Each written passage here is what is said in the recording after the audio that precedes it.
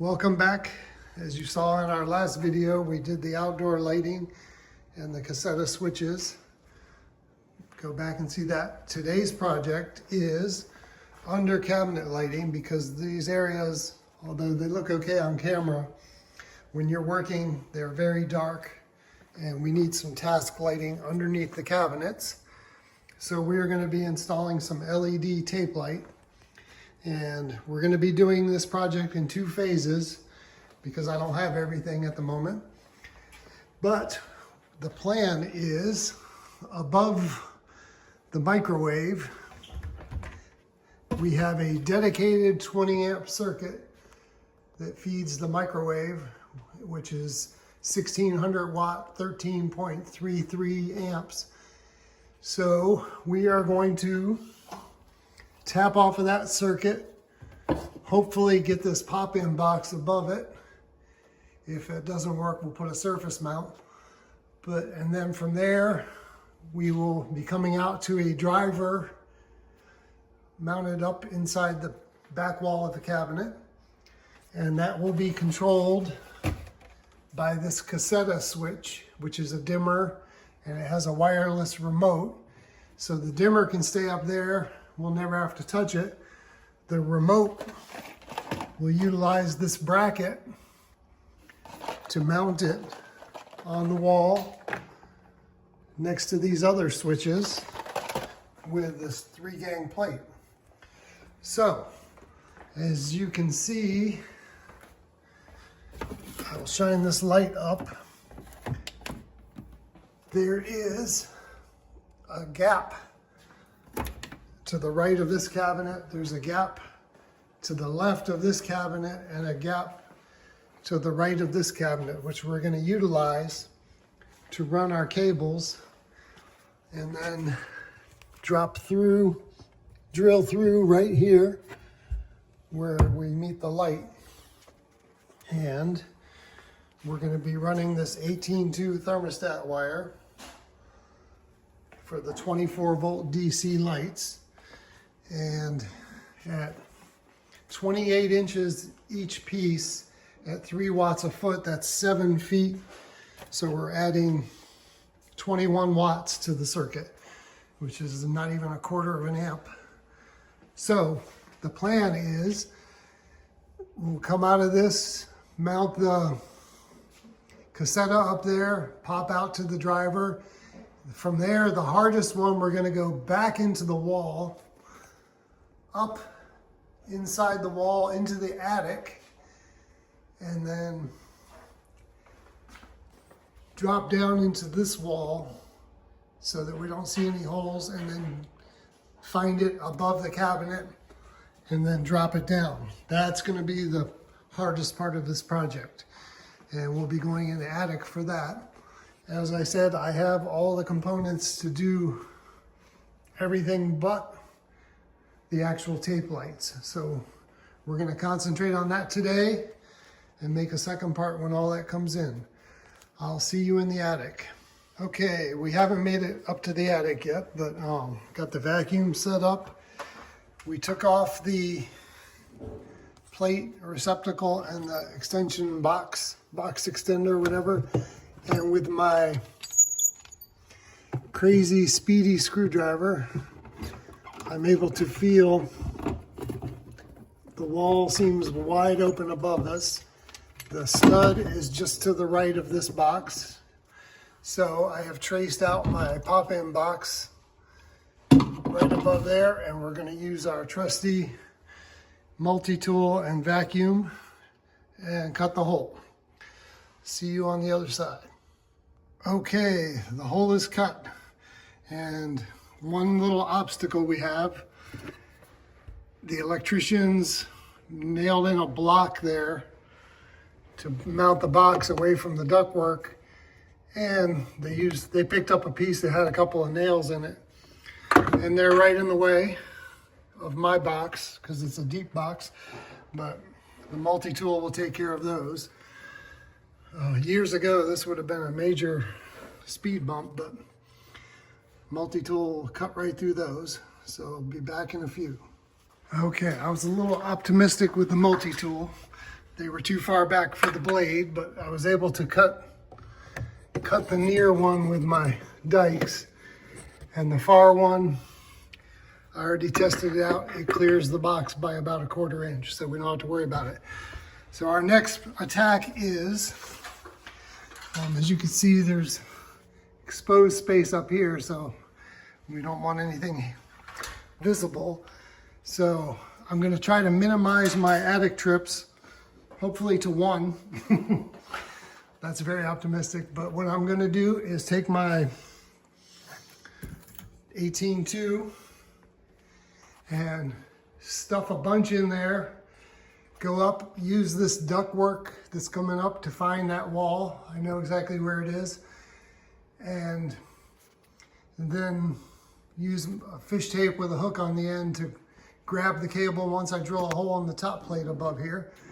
And then work it over to this side and drill down into the top plate back there in the corner and jam a bunch of the cable into the cavity, stud space, and then drill a little hole where it can't be seen and try to grab onto it with the fish tape. And in a perfect world, I'll be going in the attic 1 time and then a second time to replace insulation, but we'll see. It'll probably turn into a 10-trip ordeal. Anyway, I'll see you in the attic this time. Okay, all right, I found a mask. All of my stuff's still in storage, but we have set up the spool of 18.2 on the ladder so that I can easily pull it from the attic. And I've stuffed a bunch of it up in the hole, so hopefully we can grab onto it from above with a piece of fish tape and a hook. And as I said, I found a COVID mask in the glove box of the car, so I don't have to go to storage to get my respirator. Now I'll see you in the attic. Okay, now we're in the attic. And we had to climb over the air conditioner unit. And this is our hood fan vent coming out of the wall, changing over and going through the roof. So I dug out the insulation a little bit. You can see maybe the wood is tight to the duct, so we're going to drill a little hole there using a long bit. And I don't know if I could do it while I'm filming, but let me drill the hole and come back. Okay, we have our hole drilled into the top plate right next to the duct. And we're going to send down this piece of fish tape through the hole. I see a little bit of light down there, so I'm sure we got it. So now I'm going to spin it around a few times, see if we can catch a fish. I thought I had it. Hold on a sec. Let me find the hole again. Send it down again. I think I caught the nail. There it is right there. There, I think I got it this time. Hopefully. And let's see. Success. We were able to hook onto the cable and got a hold of it. And now, since it's attached to our ladder, I'm not used to doing this with one hand, but now we can just pull as much as we need. I'm just going to kind of route it around some obstacles out of the way. Now we've got to get over top of this return duct and find our top plate over there and send a bunch of cable down. All right, I'll see you over there. We've now climbed over to the other side, and I have found, here's a 45-degree wall, which is my pantry door. So I am 100% sure that this is the wall to the right of that cabinet. And we want to get close to that side of it, so we're back in the corner, least visible. So we just want to make sure, I just covered it all back up. We want to line up with this wall because they put a 2x6 above it. And drill straight down. We're going to try right there, and hopefully that will be, we won't hit a stud. Anyway, see you in a minute. Okay, we did hit a stud on our first attempt right here, so we moved it over a couple inches. So here's the cable that we pulled up from the other wall, and what we're going to do, just like on the other side, sorry if we're just going to stuff, I'm going to stuff about, oh, I don't know, 4 or 5 feet down there, just to make sure.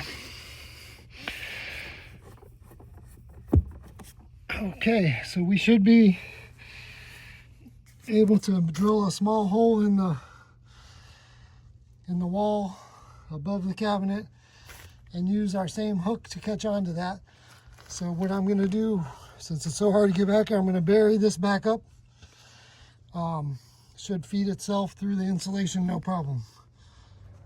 Okay, we're back down below, and we moved the ladder from over here. You could see the 45-degree wall that we saw in the attic right there, and we drilled our hole back toward this corner and stuffed a bunch of cable down. And since we have a nice big lip on this cabinet, we could drill a hole in the wall and it won't be seen. So let me do that real quick and see if we can find the cable. Okay, I've got the camera propped up. We've got a little hole drilled in there now, and we're gonna try our luck fishing again. Bent a little bend in it to see what we could find.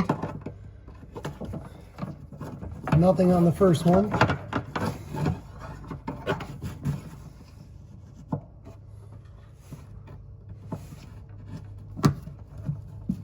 And there we go.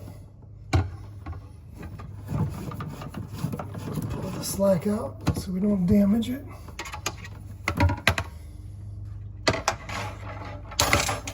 Sorry if this is out of focus. But there you have it. We have a little piece that we did not damage. Luckily, I didn't have to pull it too hard.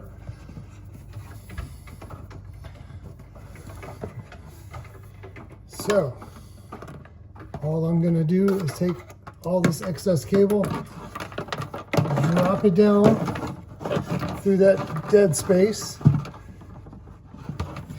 and then we'll plug this hole in the wall later with some spackle. As you can see, it runs down, and we have plenty below for our light. All right, sorry about these effects. Okay, the next step is we're going to be drilling through this side piece where the light rail is going to be. We're going to use a channel to enclose our LED tape because it looks a lot better. And you could do it, stick it right up to the cabinet. But one common mistake that I see a lot is, especially with these very deep light rails on the countertop, on the counter cabinets, if you mount the light too close to this light rail, what you're going to end up with is a shadow right here, a line. Everything from this side of the line is going to be black, and you don't want that. You want your entire countertop to be illuminated. So what I always do is take some kind of straight edge. In this case, I'm going to do a broom handle and I hold it up to the countertop and up to there. So I know at that angle, if I go that far back, I'm going to hit the whole countertop and there's not going to be that line. I don't care if it spills over a little bit. I'd rather have that than the opposite. So as it works out, this level is about the same size as that. So I'm going to flip the camera around here. Give me a second. Okay, that gives you a better view. So fortunately, this level gives me, I'm coming up in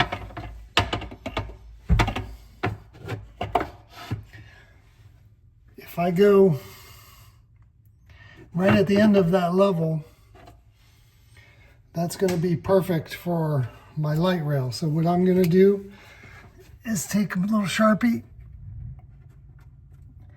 and put a little mark right there. So that is where I'm going to drill my hole, and that is where the light rail is going to come across, and that will prevent any shadows. So let me do that real quick. Okay, so now I drilled just on the other side of it, about half the distance of the rail. That way I can use my level to put the rail exactly straight so you have even light. That's a little trick. So what I'm going to do is work this in for now, push a bunch back, and we'll tape that up to the bottom of the cabinet for the next time when we have our lights to put in.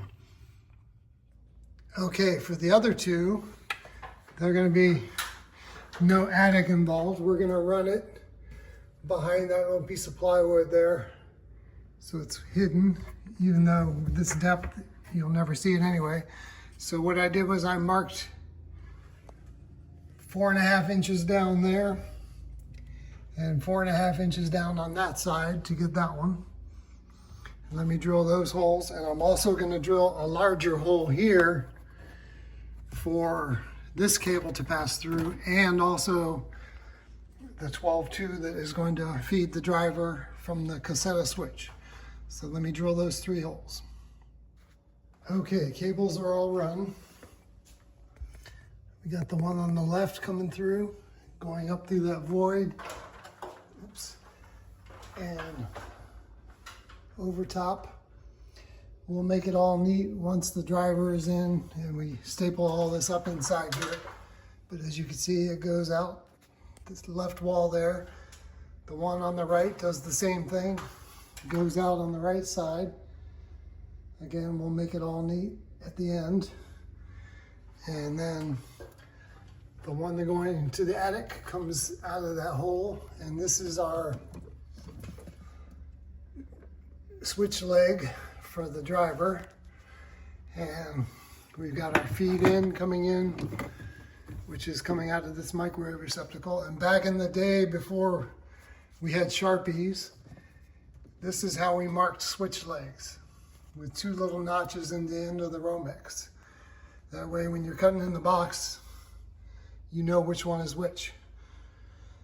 Anyway, let me get the box in and continue.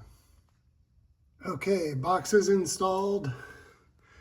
The grounds are spliced together with a crimp sleeve on them, coming out to the Caseta dimmer. Neutral's tied together. The Caseta dimmer does not require a neutral. It's funny because the non-dimming Caseta does. But anyway, line and load doesn't matter, so I marked it even though I didn't need to. We'll get that back together and then we'll tie it in here and get it ready. Okay, everything is mounted, fired back up, ready to go. One thing with most Lutron dimmers, they have this FASS switch which disconnects it. Since we don't have our driver in yet, we want to make sure that's pulled out. And I'll show you. All you do is get your fingernail underneath it and pull it out. See it better from this angle. That kills power to the dimmer. And all these other wires, we will neaten up with some straps and staples once we get the second half, when the lights come in. And we'll see you then for part 2.